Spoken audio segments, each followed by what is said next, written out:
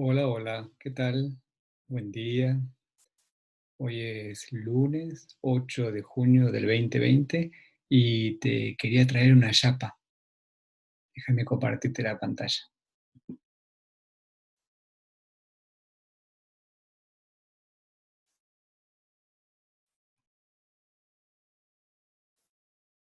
Bueno,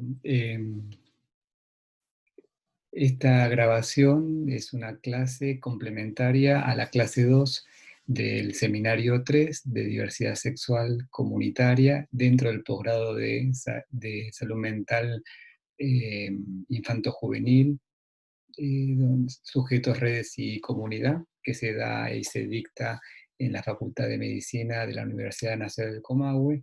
Y bueno, en pleno ASPO recurrimos a estos elementos para poder llegar a vos y seguir compartiendo conocimiento. Pero bueno, lo que te quería compartir es un corolario. Seguramente viste el primer video y el segundo video de la clase 2 y hay un corolario que te quiero compartir o una chapa. O también, si lo podemos decir de una manera cortita y breve o menos elegante, bueno, es una forma elegante de hacer una fe de ratas. Seguramente cuando fuiste escuchando en la clase uno primera parte y segunda parte, te fue haciendo ruido y te quedaste pensando en varias cosas. Sí decirte que muchas de las cosas que ahí traje no dejaron de hacer andamios didácticos. Esos andamios didácticos, si uno se queda como demasiado encariñado con eso no termina de incorporarlo a la estructura, entonces la estructura no termina de crecer. Bueno, y a veces también pasa que hay estructuras que tienen andamios eternos y uno no los termina de desmontar, vaya a saber qué lealtad oculta uno tiene, ¿no? Pero lo que te quise traer en la clase uno y en la clase 2 parte uno y parte 2 es estos símbolos en donde ves estos símbolos y estos colores, que fue una forma de poder graficar lo que sería la categoría cuerpo, la categoría género, la categoría deseo y la categoría prácticas, como una forma también didáctica de analizar lo que serían las identidades sexuales.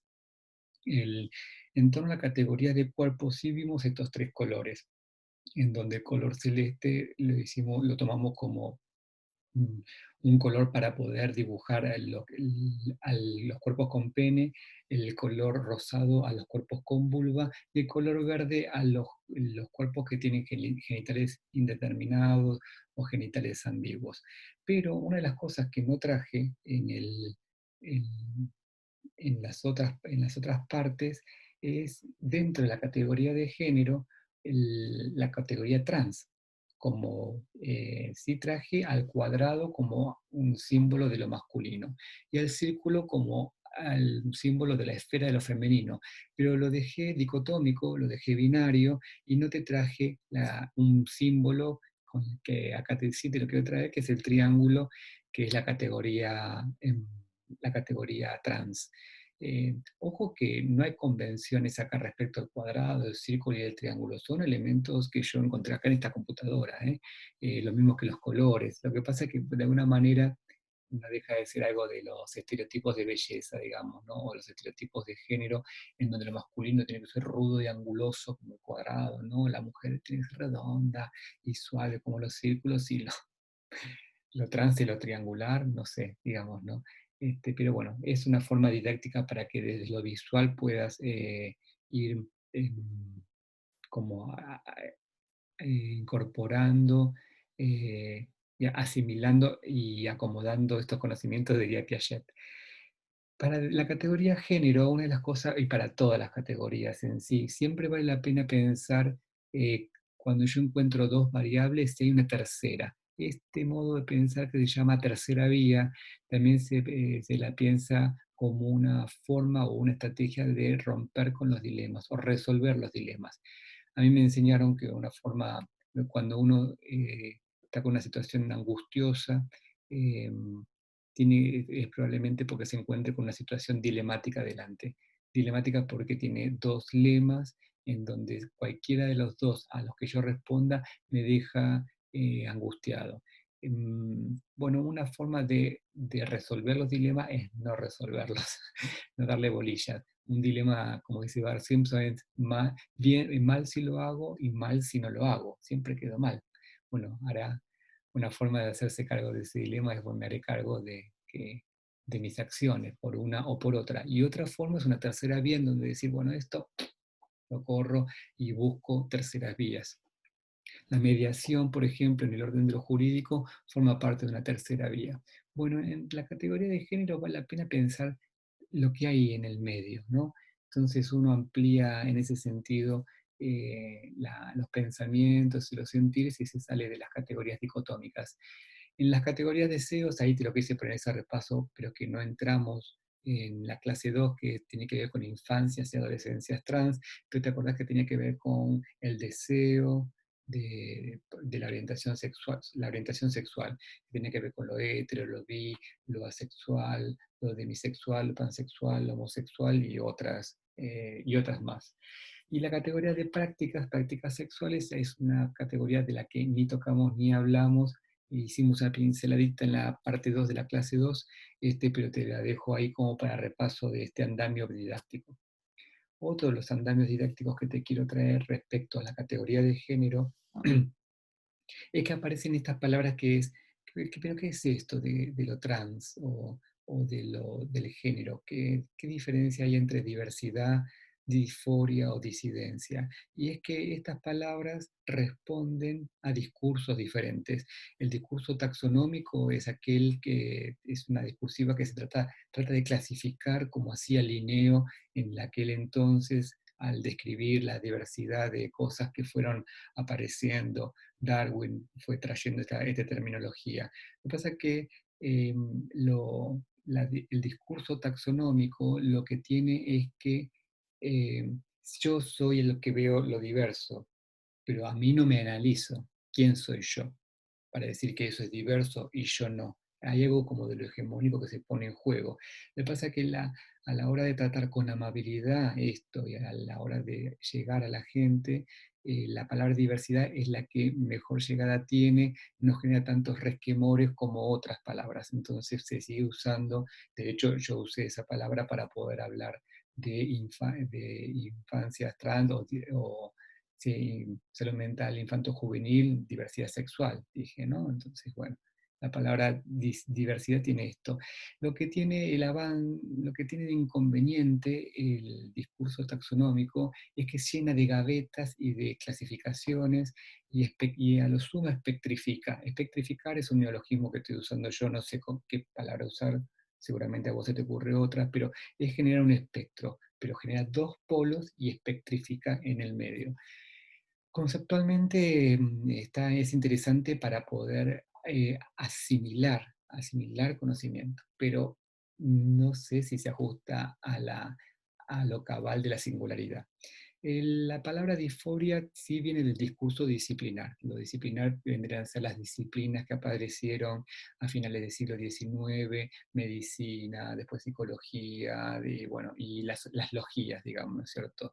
Que de una clase media, no, la clase burguesa, que se empezaba a instruir, no era de la realeza tampoco era clase, ¿cómo se llama? No eran pobres, ni tampoco clase trabajadora, pero bueno, es la famosa clase media después de la modernidad que vive con la esperanza del ascenso de clase, digamos, ¿no?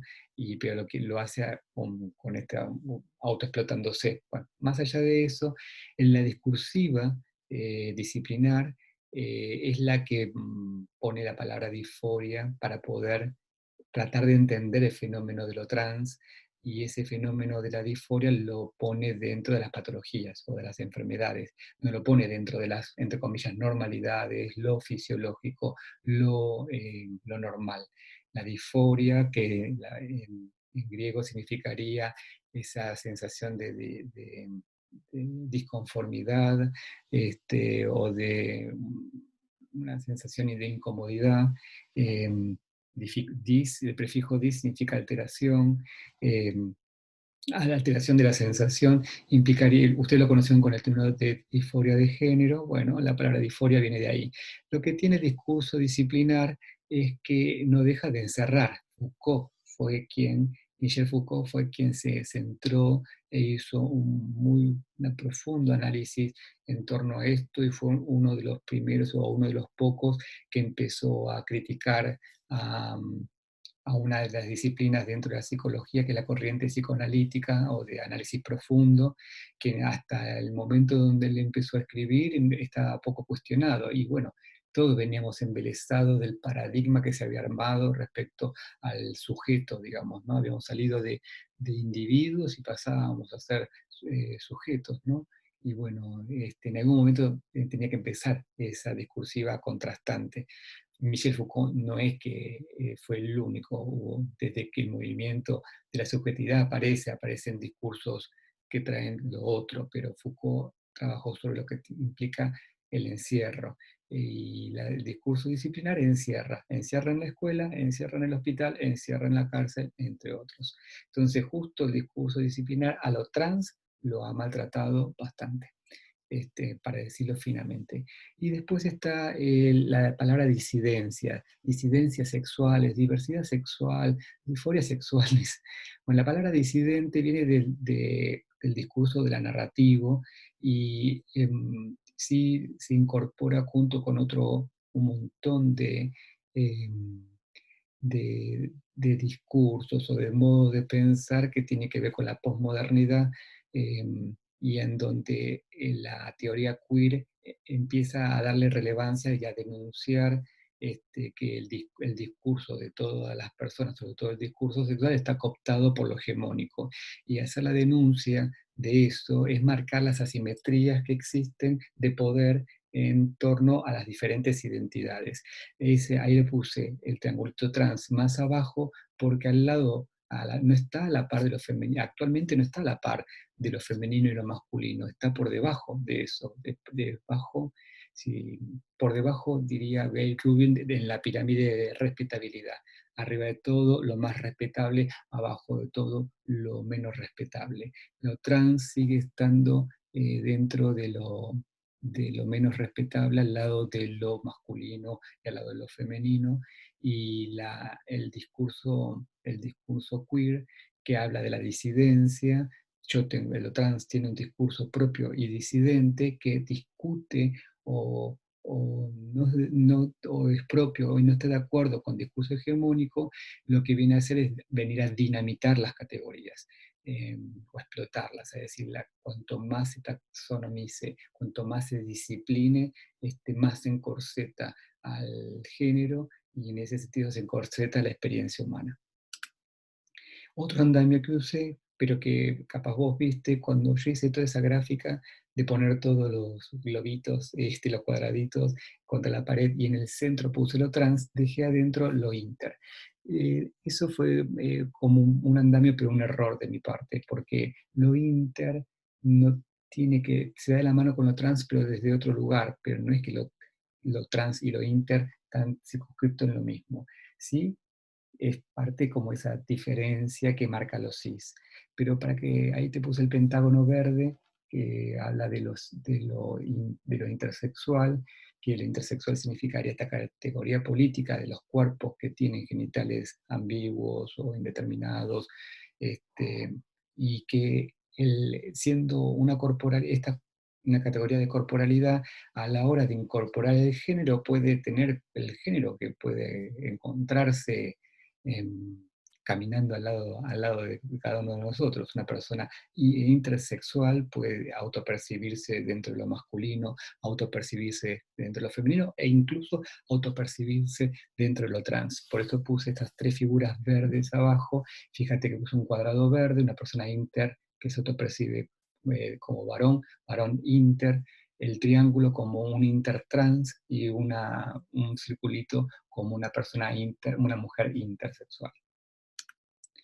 Otro andamio que quiero traerte, que esto es súper discutido, pero no quiero dejar de traerte por lo menos temas que están en discusión. ¿Cuál es la diferencia entre transexual, transgénero y binario? Bueno, todos estos estarían dentro de las categorías de identidad de género.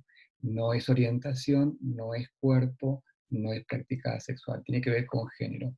Ahora, Lo que sí se empieza a vislumbrar que lo transexual, que sería la persona que eh, se, se autopercibe en un género que, que inicialmente tuvo que ver con algo contrario a lo que se esperó socialmente, porque si tenía pene se autopercibió como mujer y se siente mujer y siempre se sintió mujer, y empieza a tratar de acomodar su cuerpo para que se parezca a lo que ella entiende, a lo que entiende que es por mujer, y es cuestión de tiempo como para avanzar hacia incluso intervenciones sobre su cuerpo que van en profundidad y son irreversibles. Eso tiene que ver con la transexualidad. La transexualidad no deja de estar dentro de del entendimiento de lo transgénero, donde transgénero implicaría a las categorías del género, discutirlas, ¿no es cierto? No solamente discutirlas, sino por lo menos espectrificarlas, en donde está lo masculino, lo femenino y está lo transgénero en el medio. Lo transexual habitualmente se pone en un polo o en el otro. Habitualmente se suele ver eso, digamos, ¿no? Lo transexual, la mujer transexual tiene todos los atributos del estereotipo de belleza femenino, el varón transexual tiene todos los estereotipos de belleza masculinos. Bueno, esto es una forma didáctica de hablarlo, por supuesto, hay que hablar con personas transexuales, saber qué opinan respecto de esto, ¿no? Em, y, y lo no binario que está como apareció hace relativamente poco, ya tenemos DNI con personas que tiene el casillero que dice no binario, implicaría ya que tiene con cosas que tienen que ver con cuestionar las categorías. Si bien lo transgénero no lo discute, pero lo sostiene, lo binario directamente no lo sostiene, como diciendo, no quieren entrar ni en esa discursiva.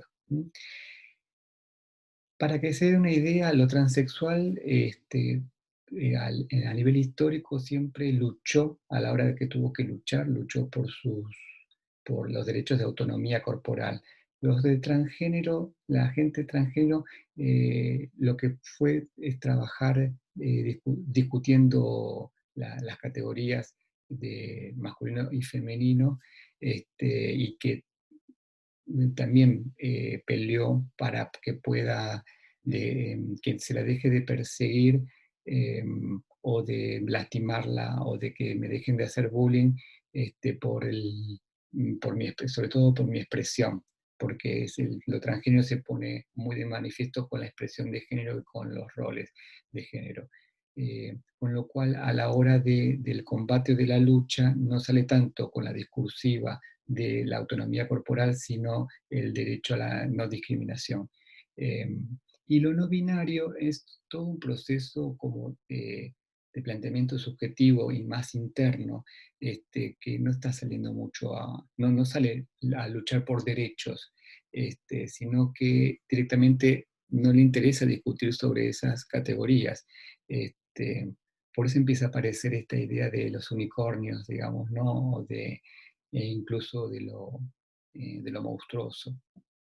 Esto es un andamio para poder entender en relación al género con una descripción plástica, ahí lo puse abajo, plástica o estática, o que tiene que ver, que es espacio dependiente, porque en realidad hay otra forma de describir al género y que tiene que ver con esto que leíste o viste, que es el género fluido, y que es una descripción dinámica, cinética, y que tiene que ver con tiempo, es tiempo dependiente. Em, todas estas categorías que vos viste, que estuvimos analizando, la categoría cuerpo, género, orientación sexual, prácticas, son tiempo dependiente. Entonces, esto es lo que viene a traer el género fluido, o el cuerpo fluido, o la orientación fluida, o las prácticas fluidas, que es tiempo dependiente y significa que en una línea de tiempo uno mismo va cambiando. Mi cuerpo, si yo no hiciese mucho, cambia porque madura, crece, se desarrolla, envejece, Y bueno, y va cambiando. Este rostro que yo tengo no lo tuve siempre desde que nací, fue cambiando, mi cuerpo cambió. Hay una variable. Pasa que el género fluido lo que vino a traer, o lo fluido, es habilitar la idea que si que existe la fluidez en las otras categorías. Lo que pasa es que se le critica mucho al género y a la orientación que se ponga fluida, porque el orden de lo social espera que una vez que uno encontró el lugar, que te quedes definido. Es como dice Homero Simpson, vos sabés, Marge, a mí me gustan las locas bien locas, la cerveza bien fría, y etcétera, etcétera. Es como que pone esta cosa taxativa, digamos, ¿no es cierto? Este estilo de la masculinidad, no sé si de la masculinidad, yo he escuchado también mucha gente de lo femenino que habla de la mecha corta, así de corta, te lo quiero decir, mira que hoy tengo la mecha corta, esto es así y asá, y a mí no me jodan, ese así y asá, mm, tiene un temita, digamos. Respecto a orientación sexual, uno podría tener orientaciones heterosexuales y después pasar por orientaciones, experiencias homosexuales, experiencias bisexuales, experiencias transexuales, no, pansexuales, eh, experiencias asexuales en donde no me interese entrar en el tema de que tengo que estar garchando o enamorándome, lo mejor ven con eso, ¿no? Bueno, esto de lo dinámico es súper importante también tenerlo en cuenta. Bueno, este es otro de los andamios didácticos que quiero traerte, en donde, si bien en la clase 2 implicó infancias y adolescencias trans, que es el triangulito que ahí puse, pero quiero traerlo de la mano también a las categorías intersexuales, a las personas intersexuales, en donde hay algo para, sí, yo siento que me debo, que hay que vale la pena denunciarlo y decirlo para poder tener equidad y tener vidas más vivibles. Yo creo que, mira, a tu izquierda en el gráfico tenés el símbolo de discapacidad, porque yo pienso que nuestra sociedad y la sociedad entera tiende a ser una sociedad discapacitante.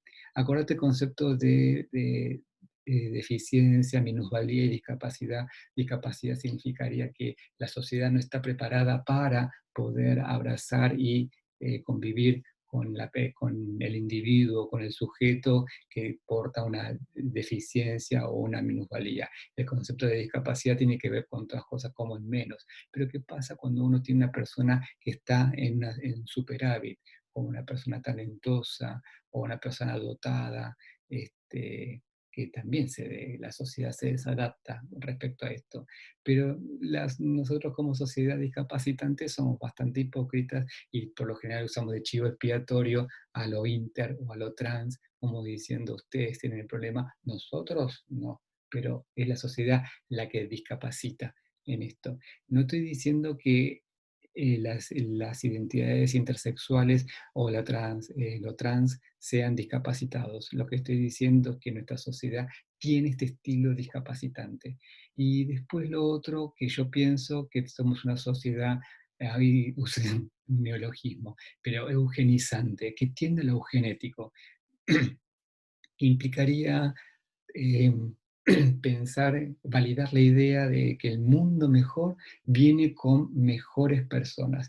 Y las mejores personas responden a determinados estándares que alguien los redactó y que responden a determinadas ideologías que muchos se pegan como a lo religioso todavía, lo siguen arrastrando. Y lo religioso se va imbrincando en lo disciplinar, y lo disciplinar se va imbrincando en lo fármaco-pornográfico, diría apreciado. Entonces, que todos estos regímenes van, eh, el régimen monárquico, el régimen soberano, el régimen disciplinar, el régimen fármaco-pornográfico, son los que van marcando cuáles serían los ideales, y quien no se ajusta, una de dos, o lo matamos o lo dejamos morir, algo así sería. El régimen soberano mataba, el régimen farmacopornográfico deja morir. Entonces, La pregunta es, ¿cómo? Nadie, bueno, uno ve crímenes de odio en los diarios, en las revistas, en los noticieros, en internet, a cada rato en todo el mundo, sobre todo con lo globalizado que está. Pero hay algo que yo pienso que hay que poder regular y estar muy, muy pendiente qué rol nos compete a nosotros. Por eso puse el estetoscopio pensando en los equipos de salud, sobre todo del modelo médico hegemónico. El modelo médico hegemónico es tiene una discursiva eugenética. Y después puse las esposas por todo lo que implicaría la justicia en torno a esto. La justicia y la salud, los efectores de salud han maltratado y siguen maltratando bastante a lo inter y a lo trans. Seguramente estamos en tiempos mucho mejores, sin duda, pero y lo celebro y tiene que ver con la militancia de las ONG, de la gente que se anima valientemente a luchar por estas cosas. Pero falta mucho camino recorrido y lo importante es seguir sumando pensares y personas, ¿no? ¿Qué no traje? ¿Qué no te traje? Ahí me puse macho proveedor, re estereotipado, ¿no? Pero ¿qué no traje? No traje para charlar la diferencia como perspectiva, porque cuando uno hace ese camino de puente, ¿no? De decir, allá, eso es diferente a mí y lo diferente está mal. Una vez que yo empiezo a entender lo diferente, eso me trae perspectiva y me saca de esta dimensión 2D y me pone en 3D. Imagínate cuando uno pasa ya a 3D y animado, ¿no? Bueno, la diferencia trae esa perspectiva. Hay mucho por hablar sobre eso. No traje el placer como dimensión, porque todo esto de lo diverso, todo esto de lo disidente, es disfrutable, también es disfrutable y se lo pasa lindo, pero se habla poco de eso, del disfrute, de la esfera del placer, que es empezar a sentirte confortable con vos mismo. ¿Por qué? Porque hay algo del cambio, por lo menos de la expresión de género que pude como controlar. Ni hablar cuando me empiezan como a reconocer lo que yo estoy diciendo, ¿no es cierto? Hay algo de placer y ni hablar respecto a lo autoerótico o a la dimensión de, bueno, de lo erótico también, heteroerótico o aloerótico. Y las prácticas sexuales como campo de trabajo tampoco las traje, que tiene que ver con ya dejar de pensar en género, cuerpos y estas cosas y pensar en las prácticas sexuales como centro para el trabajo en nuestro campo. Voy a ponerte un ejemplo.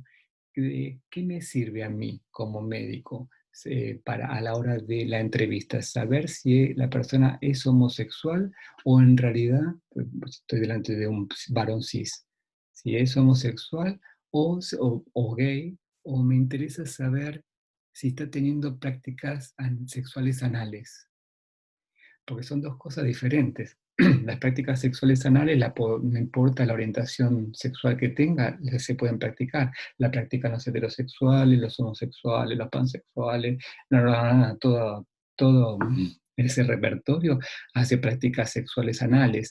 Y a mí, ¿qué es lo que me importa? ¿Eso o me importa de quién se enamora? ¿O con quién fantasea? Sobre lo gay. Porque si me importa aquello que tiene que ver con las identidades, significa que tengo un escotoma y a la persona que yo asumo que es cis y hetero, no le voy a preguntar no le voy a pedir un HIV, por ejemplo. Y en cambio, si yo estoy viendo lo gay, lo trans, que yo le estoy pidiendo el HIV. O no hago asesoramiento respecto a higiene, respecto al anal. Entonces, fíjate cómo las prácticas sexuales pueden determinar nuestras prácticas en salud. Y eso no lo hablamos. Bueno, ¿y hacia dónde creo que vamos después de la revolución trans a la categoría cuerpo? Se viene hace rato, están ya mucha gente teorizando y trabajando sobre la categoría cuerpo, lo inter trae mucho de esto, y los cyborg. Los cyborg sería cuando ya uno empieza nuestros cuerpos empezar a sumarle tecnología dura, ¿no? Hardware, prótesis, desde paliativas como una prótesis de cadera hasta prótesis para tunearnos y empezar ya no a reemplazar los déficits, sino ponernos en superávit. ¿Te imaginas a Fujimi con alas? Tipo un X-Men, digamos, ¿no? Eso sería algo de los cyborg. Y es lo que se te viene, si te quedan de trabajo más o menos unos 20 años, seguramente los cyborg empieza a ser, llegar a tu consultario, personas mitad máquina, mitad persona. La pregunta filosófica sería, ¿seguirán siendo personas? ¿Cómo los trataré? ¿No? Bueno, y lo que no traje es la voz de lo trans. No lo traje porque no te pasé ningún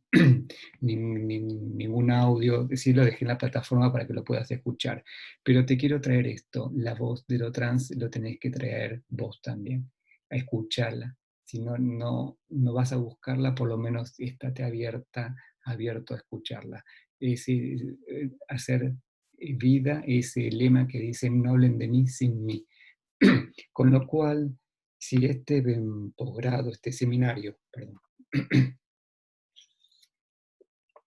si este seminario y este posgrado habla de lo comunitario, acá la herramienta clave para trabajar con lo trans, como trabajar con todo, porque uno dice comunitario significa yo, el centro de salud trabajando con la comunidad. No, no es eso. Una herramienta fuerte es la planificación estratégica. La planificación estratégica es que las políticas de salud que yo hago, diseñe en mi centro de salud, no tienen que salir de mi cerebro solamente, sino que tiene que trabajarse con el equipo de salud y trayendo actores claves de la comunidad a diseñar la propia política desde del centro de salud en sí.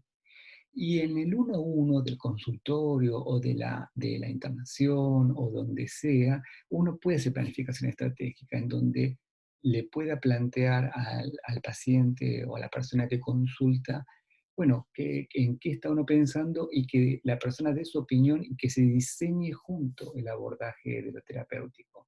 Entonces, me parece que la planificación estratégica es una de las claves para seguir trayendo la voz de esto. Y lo que no traje, porque no se puede con esta metodología, es tu voz. Esta es la pregunta que me gustaría dejarte. ¿En qué te quedaste pensando?